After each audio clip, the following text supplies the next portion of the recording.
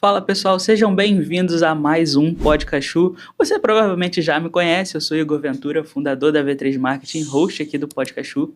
E hoje eu tô com uma pessoa diferente, uma pessoa única que nunca veio aqui no podcast e também uma área, né, um setor tão específico que a gente nunca trouxe, que é o setor de RH. Eu tô com a Ellen Ferreira, profissional da área, consultora da área. Ellen, começa no nosso caminho tradicional, conta um pouquinho da sua história de vida pra gente te conhecer. Obrigada, Igor, pela oportunidade. É um prazer muito grande estar aqui no Podcastu. Sempre foi uma vontade, um desejo meu. Vamos lá, eu sou Ellen Ferreira. Eu sou uma improvável, né? Aquela pessoa que não tinha perspectiva nenhuma de futuro, de acontecer. Eu sou nascida e criada na Baixada Fluminense. Nunca morei em outro lugar. Desde pequenininho, eu sempre fui aquela criancinha tímida, quieta, que tive problemas de relacionamento, não gostava de conversar com ninguém, mas eu sempre tive um senso de justiça muito grande. Sempre olhava com um olhar um pouquinho clínico, sempre tudo que eu achava que não era muito certo, que era injusto. E eu acredito que nesse momento fui construindo minha personalidade. Sempre estudei em colégio público, a vida toda, até o ensino médio, né? Para a galera que é 30 a mais aí sabe que nós chamávamos de segundo grau, que eu fui estudar numa escola particular, porque eu concorria a uma bolsa. Eu queria muito fazer o curso técnico em administração e na escola onde eu estudava não tinha. Então, eu concorri a uma bolsa através do esporte, uma bolsa atleta, e consegui. Né? Ali foi um divisor de águas, porque eu saí do meu mundinho, ali da minha cidade, das pessoas, e fui estudar no centro de Nova Iguaçu, numa escola que só filho de bacana que estudava. Mesmo assim, eu comecei a trabalhar cedo, porque a grana sempre foi curta lá em casa, ou curta ou invisível. Então, eu trabalhava com a minha mãe desde os 12 anos. Minha mãe era camelô, então ela levava a gente para trabalhar com ela, enfim. Já tive aquele contato com o cliente desde cedo, na época eu não gostava. E meu primeiro trabalho formal foi com 16 anos, num estágio que eu fiz mediante esse curso técnico. Eu sou casada há 15 anos com o Leonardo, ele está ali, no cantinho ali, me dando força, Filemon. E eu sou apaixonada por Jesus. Eu acredito que seja algo bem importante da minha identidade. Eu conheço Jesus desde os 22 anos, eu não largo dele e ele não largaria de mim de qualquer forma. Exato. Bom, é isso. Eu acho que Jesus nunca soltaria a nossa mão, né? Eu penso que nessa conexão da gente com Jesus, acho que ele é o lado mais forte do duelo. Normalmente, quem dá alguma vacilada é a gente. Com certeza. Me conta um pouquinho da sua trajetória profissional. O que te fez começar no RH? Que ponto que você está hoje? Qual foi o caminho que você seguiu hoje na sua vida? Então, vamos lá. Como muitos profissionais de RH, eu digo que não fui eu que escolhi o RH, foi o RH que me escolheu. A maioria dos profissionais você vai ouvir esse depoimento. Eu falei que eu fiz curso técnico em administração, então era a única coisa que eu sabia que eu queria. Eu não tive nenhuma orientação de carreira, eu não tive ninguém como eu sou para algumas pessoas agora, uma orientadora de carreira para me auxiliar no que eu deveria escolher. Eu não fiz nenhum teste vocacional, nada disso. Eu fiz o segundo grau técnico e queria um emprego, porque eu precisava de dinheiro, só isso. E aí, assim que eu terminei o ensino médio, eu comecei a trabalhar com 17 anos em uma empresa pequena, digamos assim. Nem era daqui, era uma empresa da Espanha. E aí, na época, era uma vaga para telemarketing, tinha que falar espanhol, eu não sabia falar espanhol direito. Mas aí eu tinha o diploma do curso técnico, me arrumaram lá uma vaga para assistente administrativo. Naquela época, eu panfletava praticamente meus currículos no centro da cidade. Não tem nada parecido com o que a gente faz agora, de LinkedIn, de indicação. Eu imprimia 100 currículos e ficava andando de porta em porta para procurar o meu primeiro emprego. Foi assim que eu consegui esse. Caramba! E aí eu trabalhei quase um ano, assim que eu me formei no ensino médio, e ainda não tinha nenhuma perspectiva de fazer faculdade. Para mim, isso era algo fora da minha realidade. Na minha família, os meus pais, meu pai nem terminou o ensino fundamental e minha mãe nunca estudou. Mas aí eu soube do ProUni, a primeira turma do ProUni, a primeira. Vi no jornal e pensei, bom, posso tentar. Eu tinha tido uma nota muito boa no Enem no ano anterior. E aí apliquei para 3 faculdades particulares e consegui uma.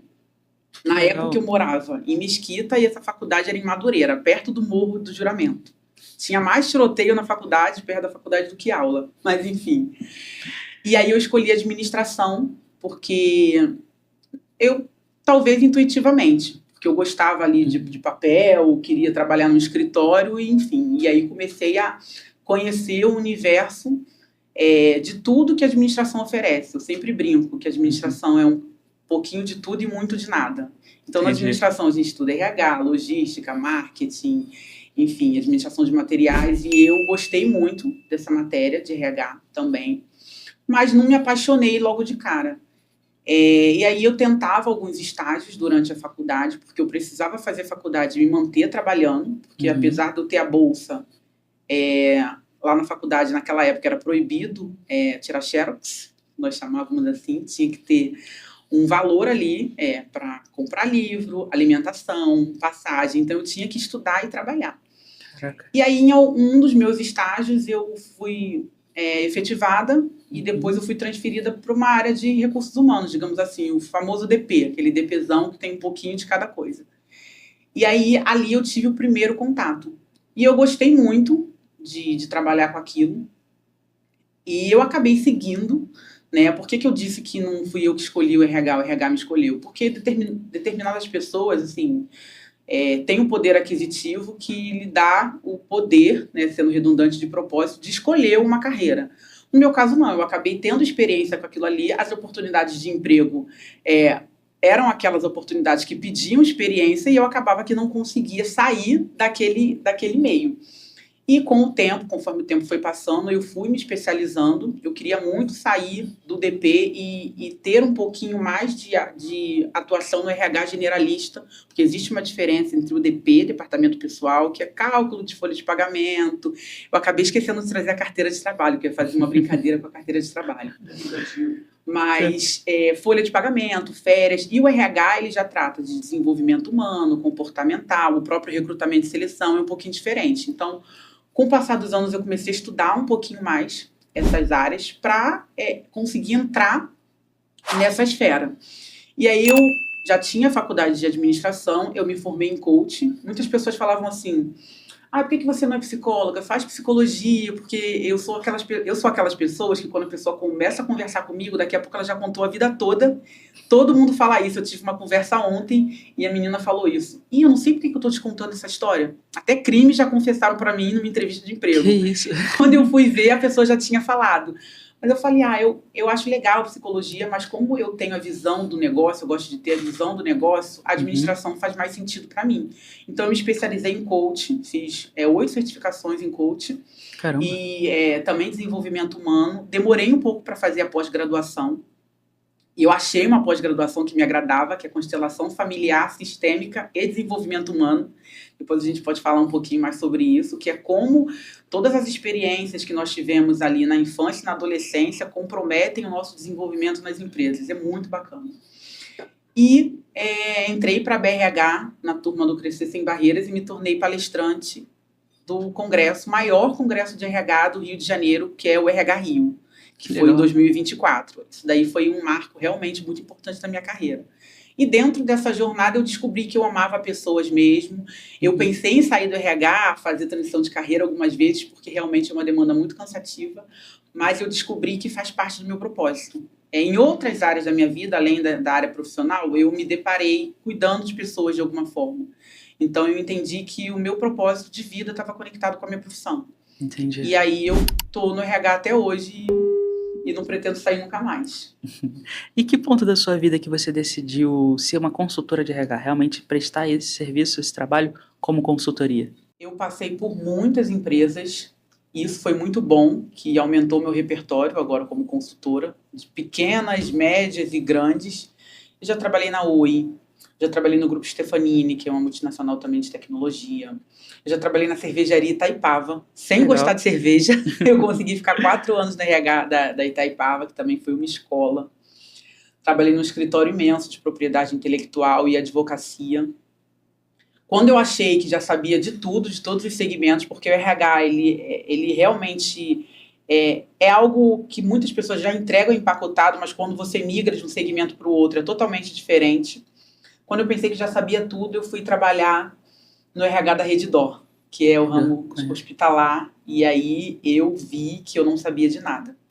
E aí terminei a minha carreira, digamos assim, lógico, com uma startup, precisava disso no meu currículo, que foi a maior empresa de inteligência artificial e cibersegurança da América Latina.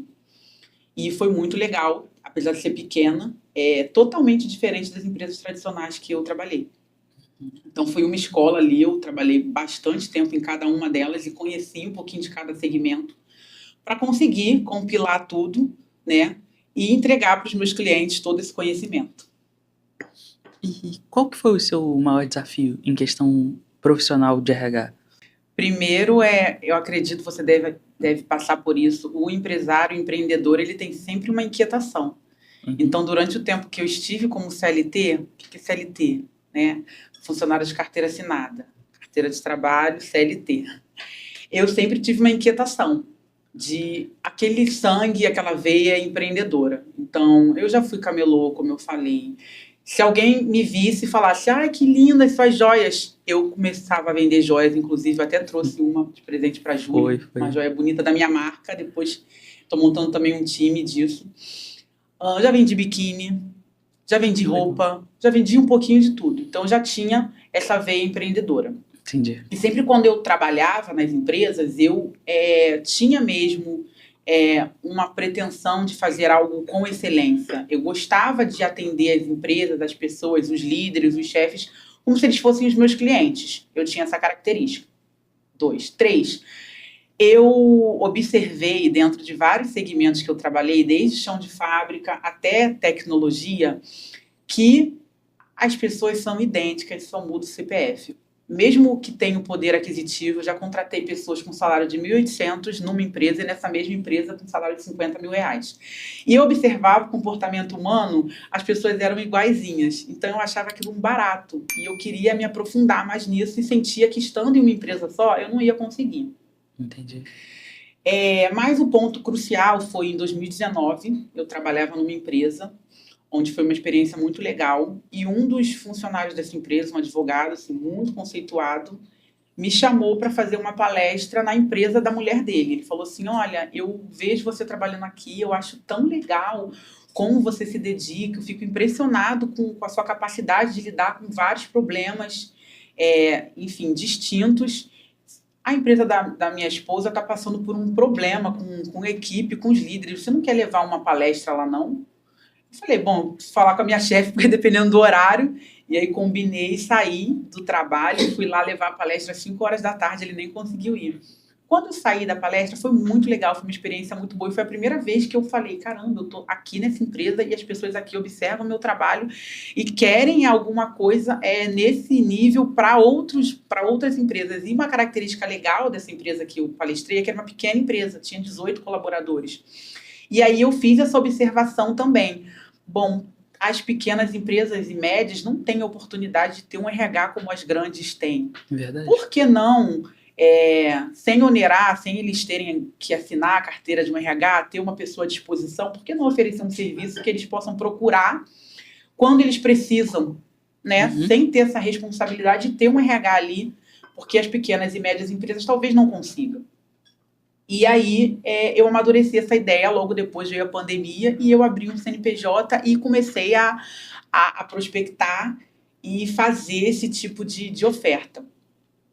Bom, a minha missão como consultora de RH é trazer, parece até utópico, né? Mas fazer com que as pessoas se sintam mais felizes no seu ambiente de trabalho, consigam performar melhor. O que é performance? Bom, hoje eu vendo sapato, trabalho numa loja de calçado, e eu tenho ali elementos, treinamento, desenvolvimento, apoio, cuidado, para que amanhã minha performance seja vender 5 calçados. Então, eu observei isso e quis levar isso para as pequenas empresas. E assim, estudando, até os dados do Sebrae dizem isso, mais de 90% das empresas do Brasil são pequenas e médias. Sim. Então, olha quantas empresas que carecem, que tem ali como dor, uma necessidade de ter um trabalho de gestão de pessoas mais firme, mais forte ali, mais conciso. E aí a minha missão como RH, como consultora de RH, é fazer com que as pessoas nos seus ambientes de trabalho, elas consigam trabalhar mais felizes, porque existe uma pirâmide, depois vocês pesquisam, é o básico da administração das necessidades de Maslow. Ele mapeou as necessidades básicas do ser humano, e a primeira é necessidade fisiológica e a segunda é de segurança. E eu observei até que em até grandes empresas, essas necessidades não eram supridas. Vocês podem rir do que eu vou falar, mas eu trabalhei numa empresa que quando o colaborador demorava no banheiro, o chefe ia lá chamar ele. No banheiro, fulano, isso acontece muito em um determinado segmento, olha o horário do banheiro. Então, assim, como ele vai sair, ele até olhou para mim ali, é verdade, como ele vai sair do básico, que é a pirâmide das necessidades humanas, para alcançar algo que muitas empresas cobram, que é a alta performance. Então, o mínimo precisa ser cumprido, o mínimo precisa ser gerido. Então, eu pensei, bom, como é que a gente pode ajudar? Como é que eu posso trazer ou levar para as pequenas e médias empresas isso? Então, assim, a minha missão é fazer com que as pessoas trabalhem mais felizes, que as empresas consigam promover para os seus colaboradores ambientes de trabalho saudáveis, não tóxicos, que pelo menos preencha ali a pirâmide das necessidades humanas. E o que a empresa ganha com isso? O que os empresários ganham com isso? Os funcionários trabalhando mais felizes, eles performam mais. Eu expliquei o que é performance. Eles produzem mais, eles são mais comprometidos, eles vão pegar na mão do dono da empresa e se eles tiverem clareza de onde o dono da empresa vai, eles vão fazer de tudo para serem os melhores funcionários. E, obviamente, o dono da empresa vai faturar mais e vai lucrar mais. Parece algo utópico. Ellen, você está falando de as pessoas trabalharem felizes, as pessoas às vezes só precisam de um salário mínimo. Não.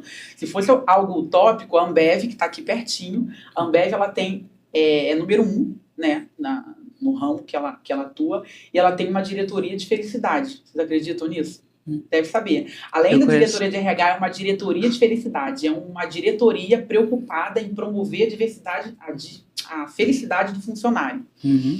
E aí, ela lucra bastante, ela não é uma ONG. Então, aí é uma prova, é um caminho que a gente precisa entender que isso pode ser colocado também para as pequenas empresas, com o básico bem feito. E, Ellen, quais foram os maiores desafios que você teve na sua carreira e o que você mais aprendeu com eles? Então, primeiro sobreviver à selva, que é o mercado de trabalho.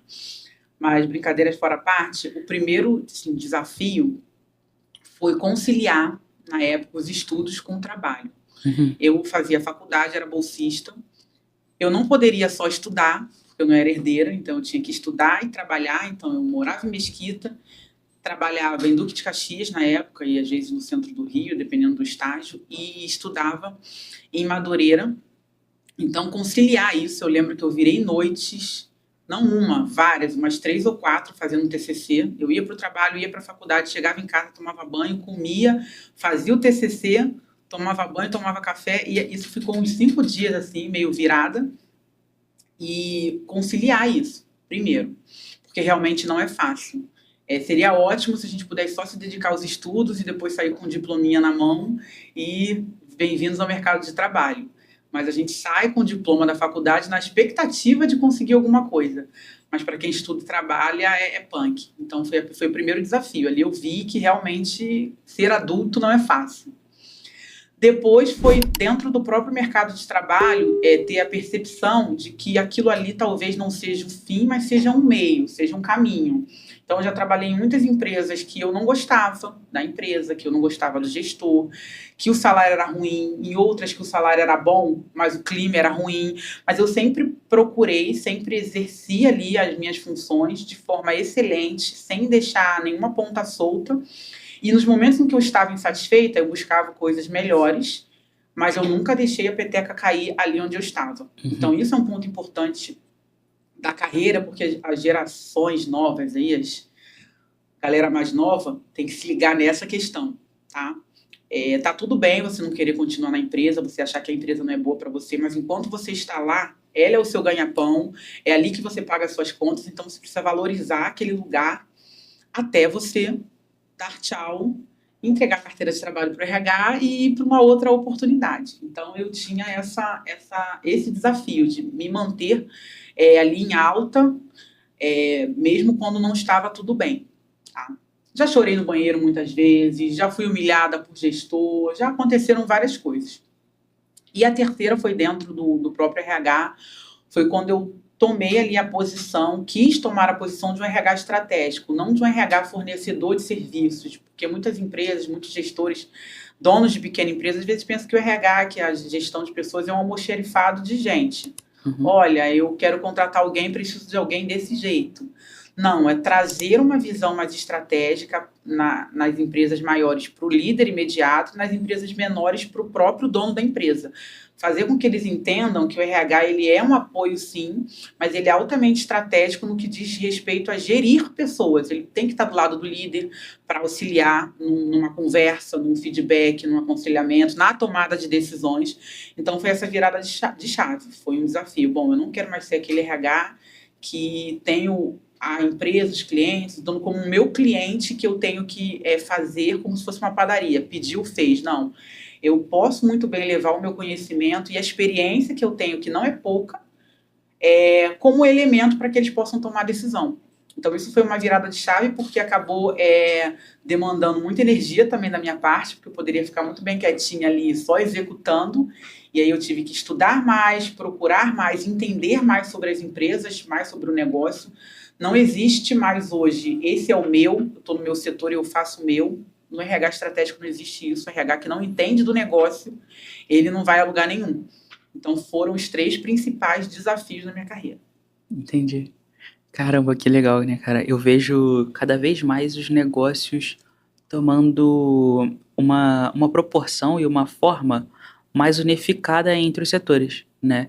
Isso vem se tornando cada vez mais necessário também. Vejo muito isso por conta da tecnologia, né? O avanço tecnológico, ele está aumentando a performance da equipe e ele está botando as pessoas em papéis mais estratégicos, mais pensativos, né? Mais reflexivos e mais criativos também. Então isso, por conta dessa necessidade de maior criação de ideias e de soluções, as pessoas precisam se unir mais. Exato. Porque o operacional, a automação, as ferramentas estão se tornando cada vez mais presentes nas empresas, né? E cada vez mais o mercado vem se atualizando, vem se modernizando. E o que você diria que vem se atualizando e vem existindo de tendência dentro do RH? Quais são as próximas tendências do RH ou as que já estão tomando o mercado como um todo? Bom, eu vou te falar 3 tendências que nós podemos aplicar, digamos assim, em qualquer empresa de qualquer tamanho, qualquer segmento. Primeira, inteligência comportamental. Na verdade, é um reforço estratégico, é diferente um pouquinho da inteligência emocional, que faz com que as empresas sempre optem pelas soft skills. O que são soft skills? A gente gosta de usar esses termos, mas vamos traduzir esse termo, que são as habilidades comportamentais. Nós passamos aí, durante muito tempo, pelaquela contratação em cima da técnica, em cima do currículo, que o funcionário sabe fazer. Tá? A inteligência comportamental, ela traz esse viés baseado na cultura. Bom, a cultura da minha empresa, ela é o retrato do meu CEO, do dono da empresa. E esse funcionário, ele tem essa cultura, ele se adapta a essa cultura. Eu preciso sempre fazer o mapeamento comportamental das pessoas, independente da técnica, porque as técnicas elas podem ser treinadas. As pessoas podem oferecer um treinamento, tem a própria consultoria de RH que pode fazer um mapeamento do que as pessoas precisam ser treinadas, mas as habilidades comportamentais, elas são mais delicadas.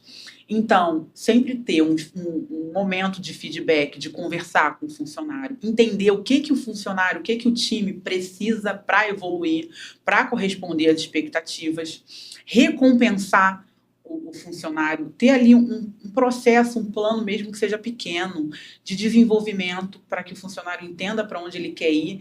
E cada funcionário, ele tem um comportamento diferente. Mediante a isso, eu preciso entender esse comportamento para poder gerir a minha empresa com base naquilo ali. Vai ter funcionário que vai gostar de um tapinha nas costas e que o nome dele fique no quadrinho ali como o melhor funcionário do mês. Tem funcionário que não gosta dessa exposição, que ele quer um Pix. Se você fizer um Pix de R$50 para ele e comprar um ingresso para o cinema e dar para ele levar a família dele, aquilo ali já vai ser um fator motivacional. Então, a inteligência comportamental se baseia nisso. Tá? Entendi. Entender os perfis, existem 4 perfis muito relevantes e muito conhecidos no mercado, que é o executor, planejador, comunicador e o analista.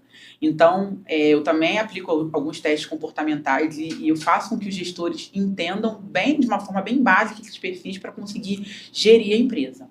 2 é o RH baseado em dados. Quando eu falo de dados, eu não falo necessariamente de tecnologia. É claro que, se houver uma possibilidade de comprar uma plataforma, tem plataformas que são baratinhas, eu mesmo uso uma plataforma que é muito, muito em conta, e as pequenas empresas e médias, elas podem aderir, mas eu não estou falando disso, eu estou falando de gerir as pessoas, gestão de RH baseada em dados. Como, por exemplo, o gestor ele pode fazer isso com a caneta e com o papel.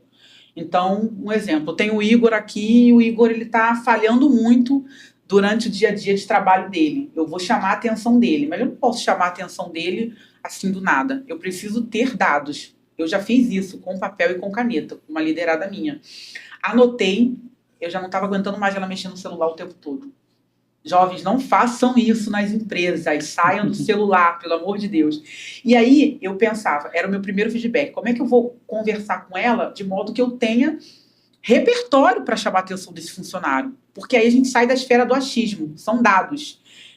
Sai daquele risco de dizer, bom, ela está chamando minha atenção, ela me demitiu porque não gostou de mim, porque ela gosta mais de fulano. Eu simplesmente anotei durante uma semana, ela trabalhava do meu lado, todas as vezes que ela mexia no celular. Anotei mesmo, no post-it, dados. Não estou falando de tecnologia, estou falando de dados. Anotei. 11 horas a fulaninha abriu o celular.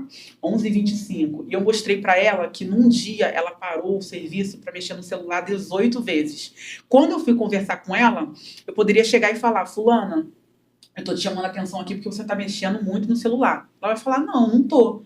Porque ela não percebeu, ela não mapeou, e isso é automático. O celular tem sido uma febre, né? E eu falei, olha aqui, eu anotei ontem os dias e horários que você mexeu no celular. Bom, daqui a uma semana a gente vai voltar a conversar e eu quero que isso mude. Percebeu a diferença? E aí ela vai ter ali nas mãos dela aquela decisão. Bom, eu mudo durante uma semana porque eu fui sinalizada e eu sei onde eu tenho que mudar, ou eu não mudo, e aí o meu líder, o meu gestor, ele vai poder me demitir com base em dados. É diferente do gestor que chega para o funcionário, o dono da empresa que chega para o funcionário, como já aconteceu comigo, e fala, Igor, eu esperava mais de você. E você está fazendo de tudo, e ele diz para você que esperava mais de você. Mas esperava o quê? Se ele nunca te falou o que ele esperava de você. Um dos trabalhos que eu faço também, que é a descrição de cargos, a gente desenha todo o passo a passo daquela função e no primeiro dia a gente entrega para o funcionário, olha, isso aqui que eu espero de você. Em empresas pequenas, a gente digita, às vezes, até no Word isso. E ele já sabe, bom, a empresa espera isso, isso, isso, aquilo de mim. Não é muito mais fácil para ele se desenvolver? Então, assim, cabe o funcionário, a pessoa, ter ali uma responsabilidade com o desenvolvimento dela, mas isso também é parte de responsabilidade da empresa. Então, o segundo é RH baseado em dados. Se tiver uma tecnologia, tem o Excel, o Word, tá ótimo também. Mas isso pode ser feito no caderno, porque eu já fiz.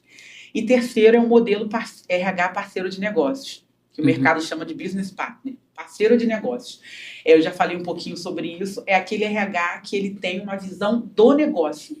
Ele sai daquele setor ou daquele psicólogo ou daquele profissional de RH que passa a mão na cabeça do funcionário, que organiza a festa de fim de ano, de parabéns, que faz coisas que para o empreendedor, para o empresário, acaba sendo irrelevante, porque o empresário ele quer dinheiro, ele quer lucro, ele tem dores de cabeça e ele é muito solitário. E ele quer alguém para dividir isso com ele. Ele não quer alguém, como eu já fui esse RH, para onerar, para trazer custo. Olha, tem que fazer isso, tem que fazer aquilo, tem que trazer massagem para os funcionários ficar mais felizes.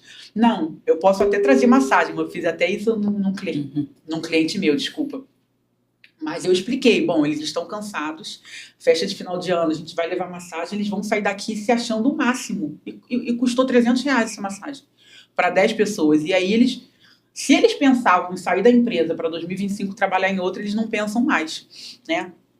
Esse modelo de parceiro de negócios, ele tem essa visão. É um RH que está do lado do dono da empresa, ou do lado se for uma empresa menor, do dono mesmo, ou do lado do gestor, do gerente, para entender as dores dele e para conseguir desenvolver a equipe, treinar a equipe ou trazer soluções que estão de acordo com a estratégia do negócio. não é um RH paralelo no fantástico mundo do RH, não é isso.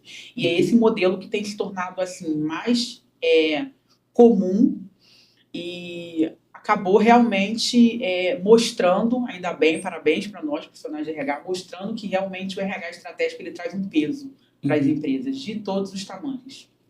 Entendi. Cara, isso é muito interessante, né? Você falou da personalidade, da forma única que cada empresa se coloca, né? Principalmente por conta do CEO, o cara que iniciou aquela empresa, ou como que aquilo foi estruturado.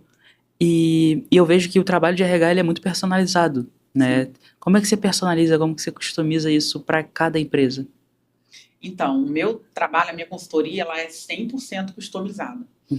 Eu vou trazer alguns exemplos para ficar mais fácil. Por exemplo, eu tenho um treinamento que é de atendimento ao cliente. E eu tenho uma cliente aqui em Cachoeira de Macacu, que é a loja de roupas. Eu não vou criar esse treinamento, um treinamento único, e vou aplicar na loja de roupa, eu vou aplicar numa empresa que eu já trabalhei também, que é de escritório de advocacia, de contabilidade. Eu converso com os gestores, com o dono da empresa, eu faço algo que nós chamamos de diagnóstico. Inclusive, eu estou oferecendo um diagnóstico gratuito para as empresas que me procurarem ainda essa semana, que é entender do que essa empresa precisa, fazer realmente ali uma entrevista, umas perguntas e criar uma estratégia de RH que possa solucionar o que a empresa tem ali de demanda naquele momento, de acordo com a urgência. Então, essa empresa, por exemplo, só queria os treinamentos. Eu nunca fiz um treinamento único e apliquei lá. Toda vez que eu vou lá levar um treinamento ou uma palestra, eu crio de acordo com aquela empresa. Teve um outro exemplo, que foi um escritório de advocacia, que ele queria, escritório de advocacia não, perdão, de contabilidade, que ele queria descrição de cargos, que eu mencionei aqui. Ele, olha, eu quero que você dê um jeitinho aqui, eu dê um jeitinho aqui no meu cargos e salários. Eu poderia muito bem falar assim, ok, vou fazer, me passa os cargos aí, eu faço as etapas e te dou um cargos e salários. E aí eu fiz o diagnóstico e eu entendi que ele precisava de uma outra coisa. Entendi que ele precisava de uma reestruturação interna. Nós fizemos um trabalho muito bacana, porque ele começou achando que queria cargos e salários e saiu com um time novo. Nós fizemos uma mudança de cultura e estabelecemos alguns níveis ali de entrega, mínimos de entrega, e aí as pessoas começaram a se mexer. As pessoas que não estavam comprometidas começaram a sair, viram que não iam dar conta, começaram a pedir demissão, e as que não atenderam aquelas expectativas que a gente mapeou para ele como meta, ele começou a demitir. Então, nós começamos o projeto com cargo de salário e terminamos com uma reestruturação interna. Ele não é mais meu cliente, ele é meu amigo, mas até hoje ele se beneficia disso. Quando eu ligo para lá, quando eu busco algum serviço dele também, as pessoas que eu contratei naquela época estão lá até hoje se desenvolvendo. Então, é essa questão de customizar, entender que não existe ali um fast food onde você vai sair com um trabalho pronto. E aí, para isso, eu estou desenvolvendo também uma equipe para me ajudar, porque daqui a pouco eu não vou conseguir dar conta, né, dessa customização. Isso, para mim, é essencial, principalmente nas pequenas empresas. Porque cada segmento tem a sua característica, não tem jeito. O varejo tem uma demanda totalmente diferente da demanda de tecnologia. Eu vim do mercado tradicional, quando eu comecei a trabalhar com startups de tecnologia, eu vi as pessoas indo trabalhar de chinelo, de bermuda, e eu indo arrumada assim, eu achava aquilo ali surreal. E aquele ali é o mundo deles, e a linguagem é totalmente diferente. Então, você precisa estar antenado também. Para conseguir atender essa customização, você precisa estar antenado com tudo que acontece no segmento. E ali, fazer uma imersão na cultura do cliente. E falando em ficar imerso na vida do cliente, como que você descreve seus casos de sucesso? Como que você utiliza deles também até para explicar para novas empresas a necessidade disso? E qual que seria um cliente, um case de sucesso que você já teve que você se agrada muito, que você gostaria de compartilhar alguma coisa? Eu vou falar sobre 2 cases de sucesso. Uma, quando eu era CLT, lembrando que é carteira assinada, porque eu já atuava como uma consultora interna, tinha esse papel que a gente chama de BP, de parceira de negócios, e um outro de um cliente, que na verdade eu já acabei de falar, que foi do cargo de salários. Nessa empresa, eu fui contratada para ser um RH generalista. Foi nesse lugar que eu fiz essa virada de chave, saí ali do operacional e fui para o estratégico. E era para dar conta das demandas do dia a dia de RH. E eu senti uma necessidade muito grande, de não só para eu sair desse lugar, como a empresa precisava mesmo de alguém para apoiar os gestores, os diretores nessa esfera. Então, era uma empresa muito antiga, muito tradicional, que era do ramo de advocacia, e eu já cheguei, assim, sugerindo muitas coisas. Eu lembro que eu estava num período de experiência e conversei com o diretor da empresa. Eu falei, vocês já fizeram uma pesquisa de clima? E ele, o que é isso? E eu expliquei o que era pesquisa de clima e ele topou fazer a pesquisa de clima. Uma empresa de 100 anos nunca teve uma pesquisa de clima. E aí, dentro da pesquisa de clima, a galera nunca tinha falado. As pessoas na empresa eram todas de nível superior, mas nunca tinham tido voz. E elas falaram muitas coisas e dentro dessa média que nós fizemos daquelas respostas, nós identificamos ações que poderiam ser feitas. E deu para mudar bastante coisa, e o melhor, sem pagar nada. Eram situações que, a custo zero, a gente conseguiu trazer soluções. Por isso é importante o papel do RH focado no negócio. Então, uma das coisas bobas, a galera preferia vale alimentação do que vale refeição. E ninguém sabia disso. Ninguém sabia que os times estavam insatisfeitos porque eles não queriam vale-refeição. Eles não queriam comer num restaurante, como era no centro do Rio, num lugar bem bacana, a 35, 40 reais. Eles preferiam levar a marmitinha deles. E a gente fez uma troca. A gente só trocou a bandeira do cartão. A outra questão foi o jurídico sem gravata. Tinha uma moda aí no Rio de Janeiro. Porque o que acontecia com os advogados? Tinha dó, né? No centro do Rio de Janeiro, um sol de 40 graus como está agora, eles tinham que trabalhar de terno e gravata. Isso é uma máxima dos escritórios agora que já modernizou isso. E eles me pediam, Ellen, pelo amor de Deus, faz alguma coisa. Que eles viam um RH como um anjo ali, alguém que eles podiam pedir ajuda. E aí eu fui e conversei com os diretores. Isso não foi fácil, porque tive que pedir ajuda à matriz para os meninos saírem do terno e gravata. E aí a gente conseguiu fazer essa mudança. Foi uma outra coisa que foi muito legal. Então, o que isso fez dentro da empresa? Uma revolução que parecia que era uma escala pequena, mas nós observamos as pessoas completamente motivadas, entregando muito mais por conta de mudanças simples que nós fizemos. E foi quando a gente saiu do RH operacional para RH estratégico. Entendi. Porque o dono da empresa, da pequena empresa, da média, inclusive da grande, ele não vai pensar nesses detalhes. Precisa de alguém para pensar nisso por ele quer a solução. E o outro foi esse cliente do escritório de contabilidade, que foi o meu primeiro cliente. Eu fui, assim, na cara e na coragem mesmo, e fiz essa imersão na cultura dele, e a gente conseguiu mudar e alcançar objetivos muito, muito relevantes. Como já acabei sendo redundante nesse caso, eu vou falar então de uma cliente daqui, de Cachoeira de Macacu, que eu apliquei uns treinamentos. Eu estou só há 4 meses nessa cliente, que é uma vestuário, ela é dona de uma rede. E ela conversando comigo, eu sempre peço feedback. E treinamento é um subsistema só da área de RH. Tem muitos outros que a gente ainda precisa inserir na empresa dela, mas a gente começou com treinamento. Ela já falou, Ellen, fulano, beltrano, ciclano já está muito melhor. Eu comecei a observar, eu até pensei assim, que não ia fluir, já comecei a observar uma mudança depois dos treinamentos. Eu falei, você anota isso e me fala para eu colocar no meu Instagram. 4 meses de treinamentos. Não são treinamentos longos, assim, de 8 horas, não. São pílulas de 1h30, 2. Então, ações simples, que ainda estão no começo. Imagine uma empresa que já faz 2 anos de treinamento. Como o time ele não pode mudar, né? Então, esses são os 2 cases de sucesso. Poxa, que legal, cara. Eu acho isso muito bacana, né? E o RH, ele tem vários papéis, né, dentro de um negócio. Existe algum papel e você vê alguma coisa acontecendo dentro do RH que você diria que com isso há sucesso, com isso não há sucesso? É engraçada essa pergunta, porque eu vou puxar a sardinha pro meu lado. Primeiro que RH, assim, é um nome que já está ultrapassado. Recursos humanos. Eu sei que muita gente não gosta, muita gente implica, e nós da área, nós acabamos usando porque no Google é tudo mais fácil de localizar, é mais por uma questão estratégica. Eu gosto de falar gestão de pessoas, gestão, só para poder sair dessa polêmica. Mas eu entendo que uma empresa não sobrevive sem gestão de pessoas, ela não sobrevive.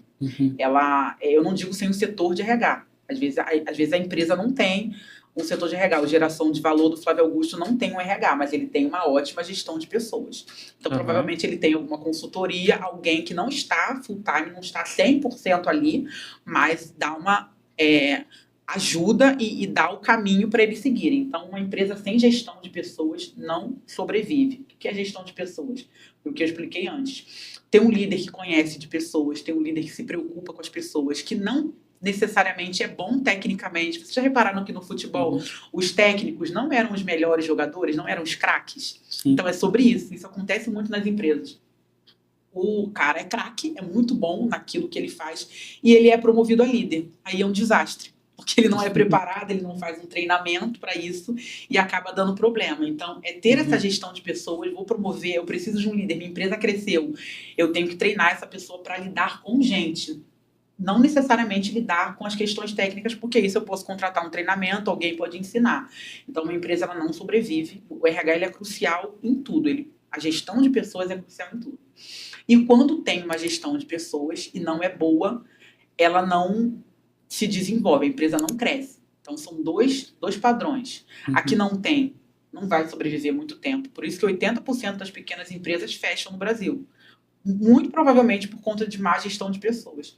E quando tem e não é boa, ela fica ali e não cresce, não se desenvolve, porque as pessoas, a empresa ela é um organismo vivo, as pessoas estão ali dentro.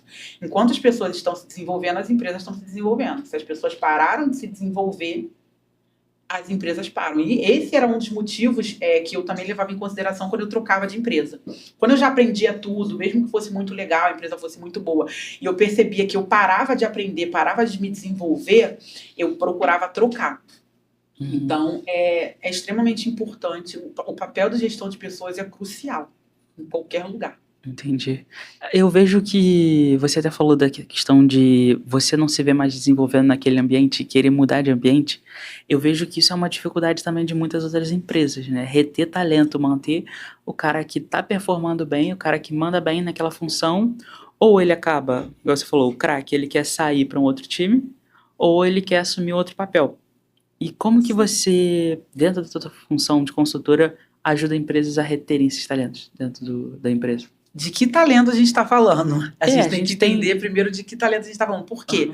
Às vezes a gente chama aquele cara que é o bonzinho de talento e a gente vai ver, isso aconteceu com um cliente também, ele tinha muitas pessoas no time dele que eram na média, não eram um talento, mas ele entendia que era um talento e ele ficava feliz simplesmente que aquela pessoa estava há 10, 12 anos. Quando a gente começou a estabelecer metas, buscar ali padrões, ele viu que aquelas pessoas não eram um talento. Então, agora, se a gente estiver falando de um talento de verdade, trazendo para a nossa realidade, por exemplo, de Cachoeira de Macacu, e se for uma empresa maior dentro da realidade dela, eu até anotei aqui que eu acho muito legal. Reter pessoas boas. Eu criei ali uma metodologia. Não sei se você conhece a BBFF. BBFF. Conhece? Não. Não é Best Friend Forever. BBFF, inventei agora. Na verdade, eu já inventei, já levo os meus treinamentos. O básico bem feito funciona. O básico bem feito funciona. Por quê?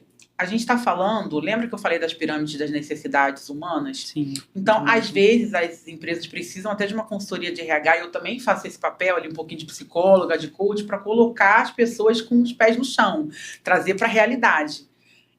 A pessoa abre uma vaga assim para eu fazer recrutamento e seleção. Quero uma pessoa dinâmica, proativa, com inteligência emocional, saiba falar em público, saiba vender, entenda de Excel, salário R$1.000.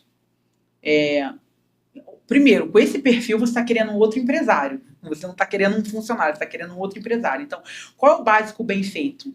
Entender o que eu preciso para aquela vaga, tá? A vaga de vendedor, o que eu preciso basicamente para aquela vaga e pagar o mínimo necessário. Então, a gente estava até conversando aqui nos bastidores. É um serviço que eu vou incluir na minha consultoria, principalmente para o pessoal aqui da cidade. O que acontece? A gente vai fazer um recrutamento de seleção, buscar um profissional para uma vaga, para uma área, e o RH ele já faz um mapeamento do perfil, como é que a pessoa tem que ser, e aí eu observo que nem o básico, por exemplo, uma carteira assinada. O dono da empresa ele não quer assinar. Então, é importante a gente fazer o básico. Se nós estamos no Brasil, se no Brasil tem a legislação, nós sabemos do desafio que é abrir uma empresa, mas nós precisamos fazer o básico. Porque se o funcionário que está do outro lado não perceber, não captar que você não está disposto a fazer nem o mínimo por ele, ele não vai fazer o mínimo por você. Tá? Então, eu estou falando de um salário básico, de um salário mínimo. Senão, porque se eu falar coisas de retenção, de talento, mesa com sinuca dentro da empresa, puff, televisão, a gente vai entender que é algo longe da nossa realidade. Mas não é disso que eu estou falando. Então, bom, eu estou ali no varejo, eu preciso que o funcionário faça uma hora extra. Não explorar. Eu já vi também isso acontecer. Bom, de 9 às 18, se passar um pouquinho, eu dou uma folga ou eu dou uma hora extra. O cara tá indo bem, tá performando bem, já expliquei o que é performance, paga uma comissão direitinho. Mesmo que o sindicato não obrigue você a dar um vale-refeição, nem que seja um valorzinho mínimo, faz ali algo para que ele se sinta amparado nas necessidades básicas dele. Porque se você está cobrando, quanto mais você dá, o ser humano é assim, mais você cobra. Até a Bíblia diz isso, aquele que mais é dado, mais é cobrado. Então as empresas que são muito boas, são muito assim, ferozes nas suas áreas, elas dão muita coisa, mas elas também cobram muito. Isso compensa financeiramente. No início parece que a conta não vai fechar. Mas eu estou falando de uma empresa que fatura, talvez, fala pouco aqui, 50 mil, e às vezes não se importa em pagar 1.000 com a carteira assinada ali do colaborador. Então, primeiro, eu estou falando do básico bem feito.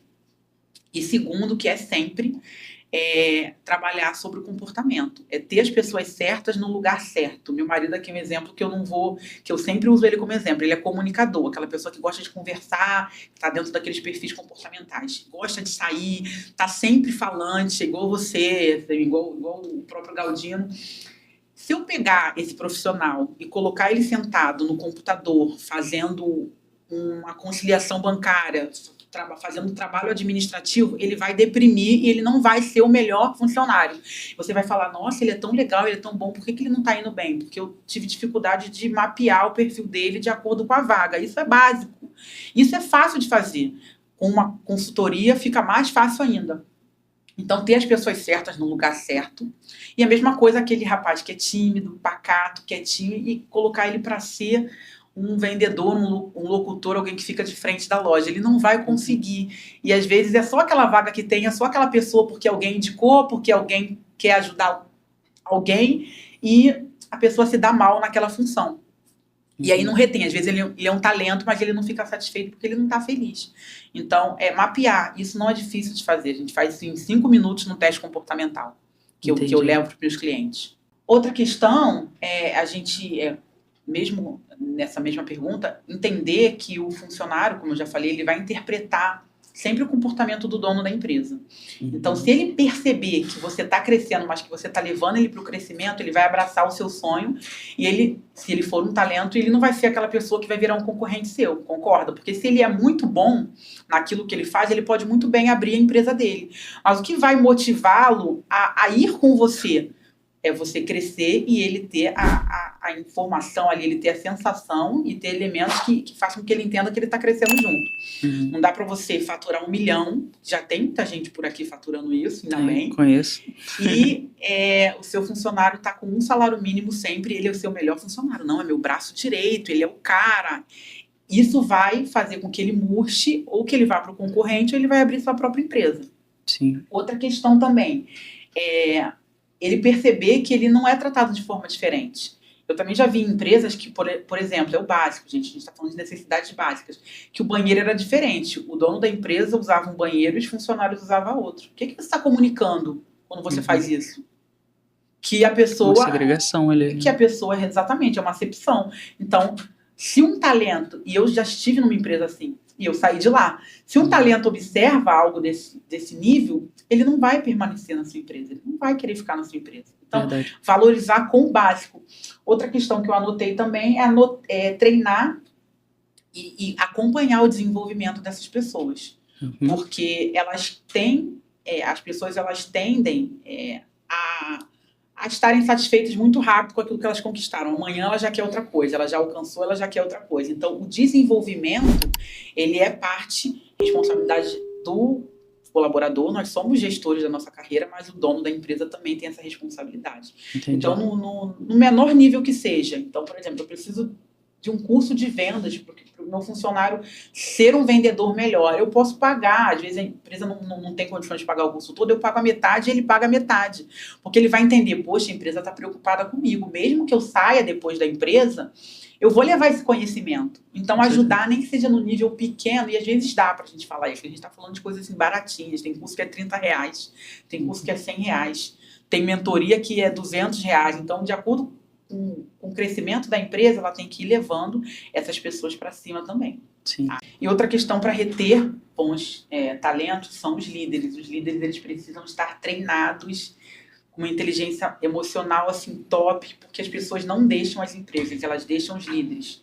Ou porque ela não vê futuro, bom, eu vou me agarrar a essa pessoa e ela não vai me levar a lugar nenhum, como eu já falei.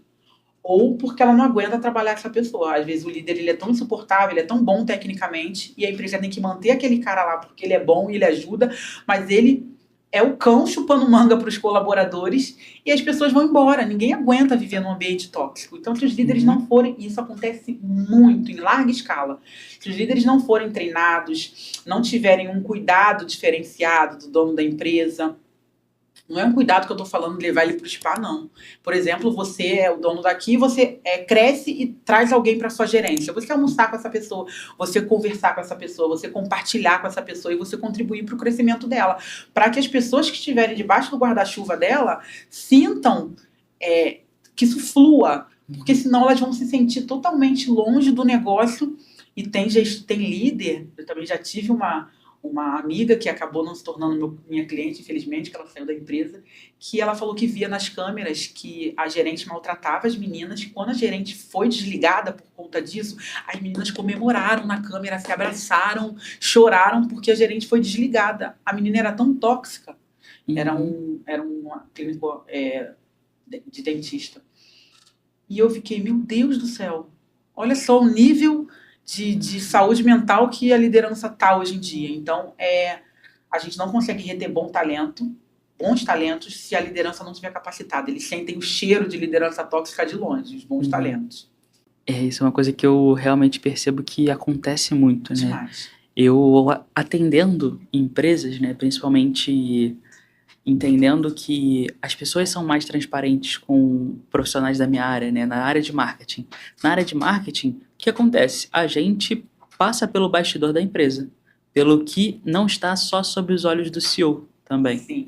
Então eu vejo muito pessoas que se desesperam. Já vi funcionários chorando no canto, já vi funcionários sendo demitidos e chorando, embora de uma empresa, e de uma empresa que fatura milhões no ano, né? Eu trabalhei num grupo empresarial que fatura, em média, 13 a 15 milhões no ano em Cachoeiras de Macacu, e a dona da empresa, ela simplesmente não era humana com os próprios funcionários.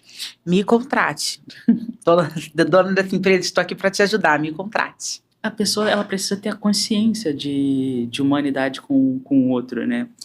E eu vejo muito que tem muita gente começando também nessa área de RH, nessa área de gestão de pessoas igual você, e eu queria que você deixasse alguns conselhos, algumas dicas para pessoas que estão aprendendo isso. Como que ela vai se desenvolver para enxergar isso?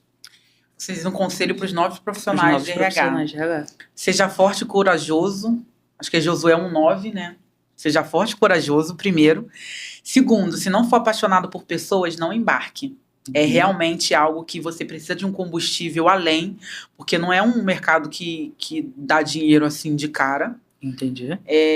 Eu vejo muita gente fazendo a faculdade, o curso de gestão de RH, que é aquele de 2 anos, porque quer fazer algo rápido, porque é 2 anos. Eu não tenho esse curso. E nas minhas mentorias de pessoa física, eu também faço algumas mentorias para pessoa física, porque eu já tive do outro lado, né? Então, eu tenho um projeto que auxilia as pessoas em recolocação profissional, quando elas estão desempregadas. Alguns eu faço até de forma gratuita. E dentro desse projeto, quando eu monto um plano, se a pessoa não tiver nenhuma experiência, eu nem recomendo fazer faculdade de RH, porque ela realmente te dá um panorama legal, mas se você não tiver onde aplicar aquilo ali, vai sair por água abaixo. E se você não tiver realmente o dom, porque tem que ser osso duro de roer, tem que ser aquela pessoa fofa, gostar de pessoas, mas tem que entender de números também, tem que ter ali uma resiliência muito grande para saber lidar com a inteligência emocional que os líderes têm, ou que a inteligência emocional que eles não têm. Então tem que gostar. Se gostar de pessoas e tiver realmente ali uma casca grossa, eu acho que consegue, eu acho não, consegue ir até o fim.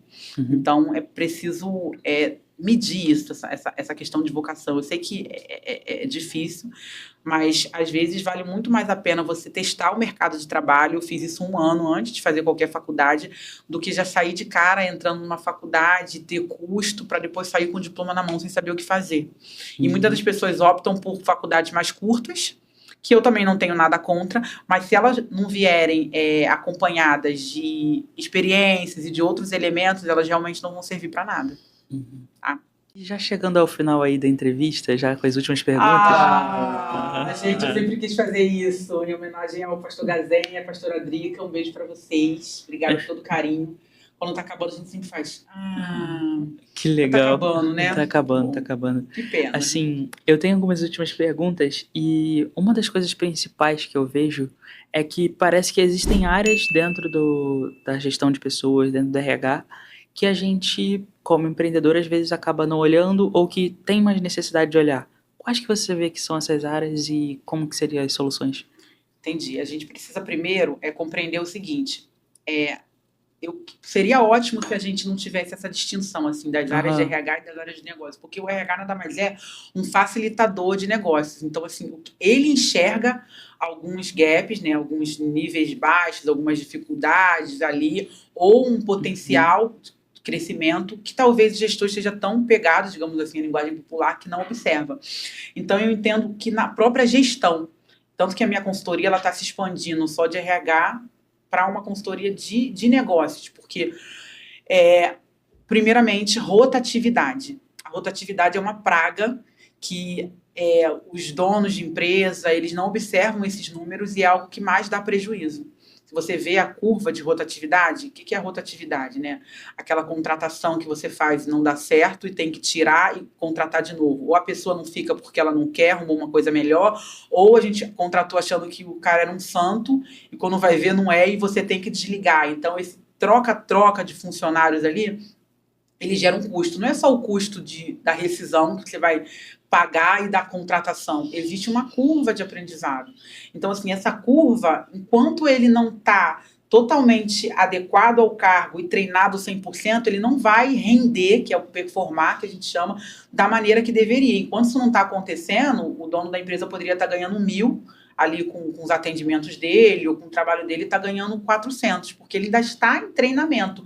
Se dentro desse momento a gente troca, vai tudo de novo ter que ser feito. Aí vai pagar a rescisão dele, ter o custo para fazer a contratação de uma outra pessoa, treinar de novo. Enquanto ela está sendo treinada, a empresa está ganhando prejuízo. Então, a rotatividade é um problema muito grande e isso precisa ter uma visão, porque os donos de empresa estão deixando o dinheiro na mesa com esse aspecto, com a rotatividade. Segundo, como eu já falei, é a liderança. Ela precisa estar muito atenta ao que está acontecendo dentro da empresa no que diz respeito às pessoas. Se até então nós negligenciávamos isso, com a pandemia isso não pode mais ser negligenciado. A gente não tinha esse olhar para as pessoas, até que as pessoas pifaram ou morreram na pandemia ou pifaram, e os donos de empresa se depararam com uma empresa vazia sem ter alguém para produzir. E aí o que aconteceu? Depois que acabou a pandemia, as coisas foram voltando ao normal e a saúde mental não voltou ao normal. Então a gente vê que isso é uma máxima que precisa ser observada.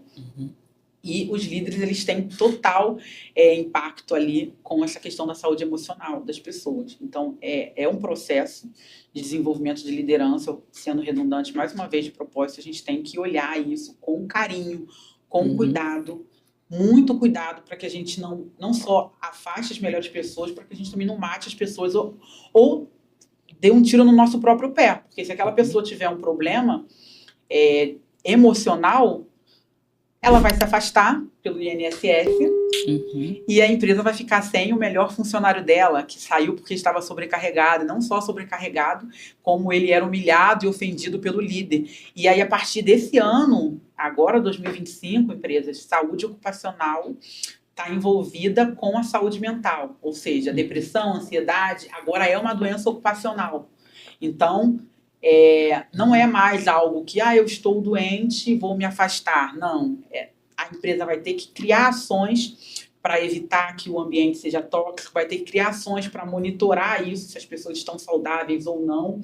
Entendi. E se alguém cair baixado, né, como as pessoas falam no quartel, cair baixado, doente por conta desse motivo, é uma doença ocupacional. É como se fosse um acidente de trabalho, trazendo ali para o nosso linguajar. A responsabilidade vai ser da empresa. Então, muito cuidado com isso. E, por último, processos. Eu sempre falo para os meus clientes que os processos nos salvam. Às vezes não é uma varinha ali mágica que vai resolver. Às vezes tem um processo bem estruturado. Bom, qual é o processo bem estruturado para um funcionário que me dá trabalho? 3 advertências, uma suspensão e uma demissão por justa causa. Nossa, que crueldade, Ellen. Você da RH está falando de demitir por justa causa. Lembrando que o RH, ele joga do lado da empresa. Então, assim, a empresa sua a camisa para pagar o funcionário em dia. Às vezes ele deixa de colocar as coisas, eu tô falando do pequeno e médio empresário, dentro da casa dele, para não deixar de pagar o funcionário, né? Vamos trabalhar com a realidade. Não dorme porque tem que fazer ali o pagamento das pessoas no dia 5.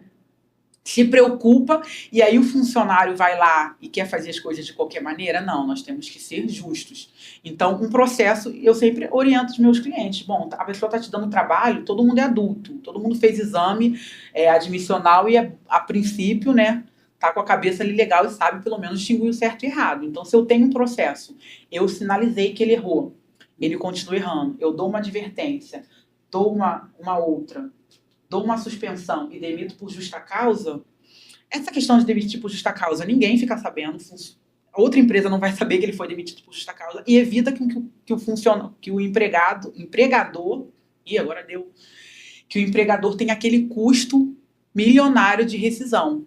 Porque, às vezes, ele prefere desligar a pessoa que não está indo bem, mas se o processo for bem estruturado, ele não deixa dinheiro na mesa. Entendi. A CLT, a Consolidação das Leis Trabalhistas, ela é um manual para o empregado e para o empregador.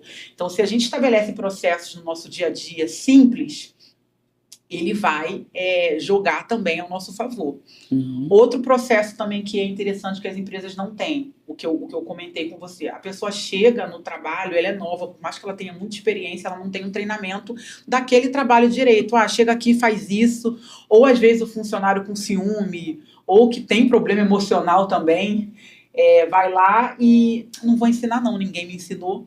Então, não tem um processo estruturado. Bom, aqui na minha empresa tem 2 funcionários, mas o terceiro ele tem que treinar com o segundo ele tem que treinar com o primeiro. Isso é lei. A lei é lei da minha empresa. Então, o processo estruturado, ele salva as empresas de muitas coisas. E eu não estou falando só de RH, eu estou falando de todas as áreas. Você deve ter um processo de marketing. Bom, com certeza. Todo dia eu tenho que postar, tem o horário certo para postar, tem o dia certo para postar. Então, as pessoas elas precisam levar isso para a realidade. A questão da disciplina, mas isso organizado e documentado facilita a vida do empresário de uma forma, assim, grau altíssimo. Porque ele já chega e já sabe o que tem que fazer. Imagina só que legal, você chega numa empresa, seu primeiro emprego, e já chega e tem um manualzinho dizendo como é que você tem que fazer. Porque uma pessoa que já está experiente ali escreveu aquele manual, é simples isso. Isso muitas empresas fazem, mas não de uma forma oficial. Então, eu até também na minha consultoria, eu crio regulamentos internos, regulamento de departamentos, código de conduta, a própria planejamento estratégico, que é missão, visão e valores, missão da empresa, a visão onde ela quer chegar e os valores que são impressos do dono para a empresa. Então, me diz aí um valor seu importante, que você não abre mão. O nosso pontualidade. Pontualidade. Então, isso vai ser colocado lá, impresso no manual do funcionário. Ele já sabe que ele pode ser até ruim em outras coisas, mas o que está dentro dos valores da empresa, ele tem que evitar ao máximo falhar, porque ele sabe que naquilo ali a empresa vai ser implacável com ele. E é para ser, porque se a empresa não paga em dia, ele é implacável com a empresa e coloca na justiça também. Exatamente. Então, essa relação de empregado e empregador, ela precisa ser madura também. E a minha consultoria, ela traz essa visão, ela traz tanto os dois lados para um lugar de maturidade, de entender, olha, eu falo isso nos meus treinamentos. Gente, eu mapeei as empresas da região e nenhuma empresa oferece para vocês um treinamento que a dona da empresa de vocês está me pagando para fazer. Vocês têm noção disso? Então, trazer as pessoas também para acordarem para a realidade. Bacana mesmo. E assim, Dito tudo isso, né, eu imagino que talvez se alguém que esteja assistindo em casa pense o que eu pensei. Como que eu contrato a Ellen Ferreira? E diferente de mim, né, que estou aqui com você presencialmente, estou tendo seu tempo, tendo a oportunidade de conversar pessoalmente com você, imagino que tenham profissionais ou empreendedores em casa que estejam querendo contratar os seus serviços, que possam ter tido esse desejo. Como que essas pessoas podem fazer isso hoje? Então, meu telefone está aqui embaixo, tá? E o meu Instagram é ellenferreira.consultoria de RH. Eu já estou mudando o meu Instagram. É surpresa ainda, ou eu falo? Não, pode falar. Pode falar. Posso falar, agora a Ellen Ferreira, consultora de RH, tá se transformando no Anjo do RH. Esse é o nome da empresa, o Anjo do RH. É um nome muito bacana e vocês vão entender um pouquinho como isso funciona, porque eu sempre tive aquela questão, nossa, você me ajudou, salvou ali meu dia, ai, você é um anjo na minha vida. Uhum. Só que se vocês entenderem a história dos anjos, eles também às vezes pegam um pouquinho pesado e fazem você ali fazerem a coisinha certa. Então a Ellen Ferreira está se tornando um anjo do RH. Daqui a pouco a gente muda o Instagram, mas ainda está como ellenferreira.consultoria e mais meu telefone que está aqui embaixo, tá? Ou pode mandar um direct no Instagram, ou pode me chamar pelo próprio WhatsApp. Perfeito.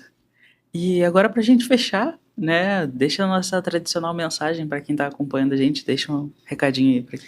Então, procurem sempre um sentido nas coisas que vocês fazem. Eu entendo que tudo que o amor, ele move tudo, inclusive o trabalho.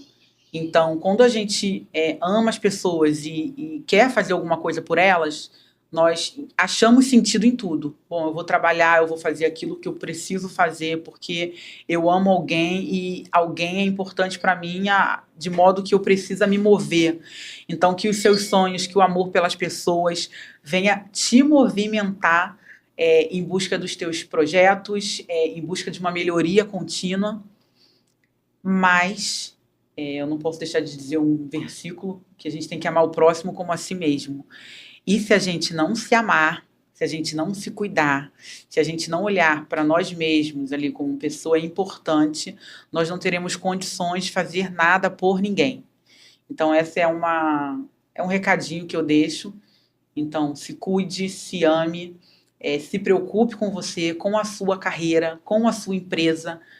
Não porque é sua ou porque é você, mas porque com certeza você ama alguém, não é possível que você não ame ninguém, que espera de você alguma coisa, e que isso venha te impulsionar a alcançar os seus projetos e os seus sonhos. E os sonhos, eles nos movimentam para que a gente tenha saúde, para que a gente não fique ali numa zona de conforto. Então, ele nos salva também, né? Verdade. Poxa, muito legal. Muito bacana. E, cara, só queria te agradecer pelo seu tempo, pela sua dedicação, pela vinda até essa entrevista que eu sei que às vezes para alguns pode ser um desafio. Fazer uma entrevista como essa é uma novidade, ter que se expressar, explicar algumas coisas que às vezes a gente nunca faz, mas só tenho a agradecer. Obrigado pela vinda. Obrigado para você que assistiu até aqui também. É muito importante que você deixe o seu like para a gente saber que você está gostando desse tipo de conteúdo, gostando de entrevistas que abordam negócios, falam sobre empresas, sobre contratação, entre outras coisas também. Então, se você é de Cachoeira de Macacu e está curtindo esse vídeo, está assistindo, deixa o seu like, que é muito importante para a gente continuar com esse projeto de entrevista. Beleza? Muito obrigado. Então, muito obrigado, sou Ellen. eu que agradece, sou eu quem agradece. Eu trouxe um presentinho para você. Muito obrigado. Ó, trouxe alguns mimos da minha consultoria, já profetizando que vai ser o meu cliente. É um prestígio ter você como cliente. Cliente que fechar vai ganhar esse mimo para você. Que bonitinho. Você também vai ser meu cliente. Uns caderninhos para você ir para sua equipe, para consultoria. Ah, que bacana. Um caderninho um pouco maior, para a galera anotar bastante, para anotar os processos. E uma canetazinha. E para a Júlia eu trouxe uma joia. Ela não está aí, um beijo para ela. Trouxe uma joia da Meu Visual, que eu também tenho uma equipe. Quem quiser aí uma renda extra, enfim, precisar de alguma ajuda nesse sentido, eu tenho uma equipe de revendedoras de Meu Visual, então eu trouxe uma semi-joia para a Júlia. Ela está aí, até guardou. Deixa eu mostrar aqui, isso. Você me entregou logo no comecinho. Que a Júlia é uma fofa, a social media aqui V3. V3, isso. Então, Poxa, muito legal. aproveitem. E aí, Que legal, quanta coisa. tem um recadinho também, um mimo também para as pessoas que estão assistindo. Pessoa física, né? Colaborador, CLT, ou que quer se empregar, ou quer se recolocar. Me seguindo no Instagram e me mandando o print ainda essa semana, vai ganhar uma análise curricular Legal. gratuita, tá? E pessoa jurídica, que são as empresas, pequenas, médias e grandes. Lembrando que eu presto serviço para todos os tipos de empresa. Eu tenho um cliente de 8 colaboradores, tenho um cliente que é uma multinacional que está em 9 países, então a gente consegue adaptar direitinho. Vai ganhar um diagnóstico gratuito. Eu posso fazer um diagnóstico da empresa para entender aonde a gente pode atuar e quais são as necessidades voltadas para a gestão de pessoas. Legal. Tá bom? Então, é o presente que eu ofereço hoje para o pessoal de Cachoeiras de Macacu. Só Cachoeiras de Macacu e adjacências. Beleza. Tá, pô, muito bacana. obrigada mais uma vez, Igor. Obrigada, Nada, V3. Ellen, eu que agradeço. Vocês são sensacionais. Obrigado pela vinda, pela participação. E... Valeu, gente. Até a próxima.